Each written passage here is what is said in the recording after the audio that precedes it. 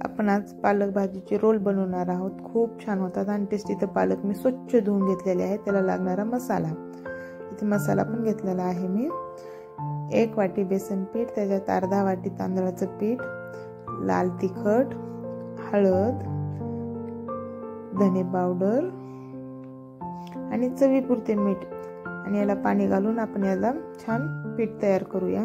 याच्यावर 2-3 आपण असे 4-5 पानं एकत्र करून त्याचे रोल बनवणार आहोत। त्याचे रोल बनवून झाले 1-2 सर्व पाण्याचे मी इथे रोल बनवलेले आहेत। हे पहा खूप छान दिसत आहेत। याला आपण 10 मिनिटं वाफ देऊन घेऊ। त्यासाठी लागणारा मसाला तयार करू। खोबर, कांदा, लसूण, कोथिंबीर टाकली आणि मसाला परतून घ्या। तोपर्यंत आपण मी छान अशा वड्या याचे पीसेस करून घेणार आहोत। छोटे छोटे पीसेस करून घ्या। छान अशा ह्या रोल आपले तयार झालेले आहेत। हे रोल बाहेर दिसायला पण छान दिसतात, कच्चे पण तुम्ही खाऊ शकता। याला छान टेस्ट येते आणि भाजीत पण टाकू शकता।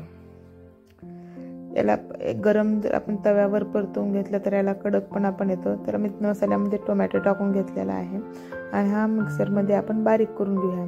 छान मसाला तयार आहे, मिक्सरमध्ये बारीक करून घ्या। हे आपण जर असं भाजीमध्ये टाकण्यासाठी नाही, आपण तसंच खाण्यासाठी याला फ्राय पण करून खाल्लं तरी चालेल। ठीक आहे, मी आता भाजीला फोडणी टाकते।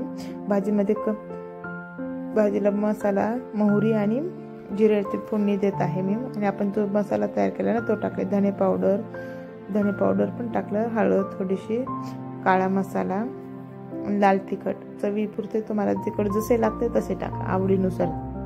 जास्त तिखट आवडत असेल तर तिखट जास्त टाका आणि पाणी टाकलेलं आहे।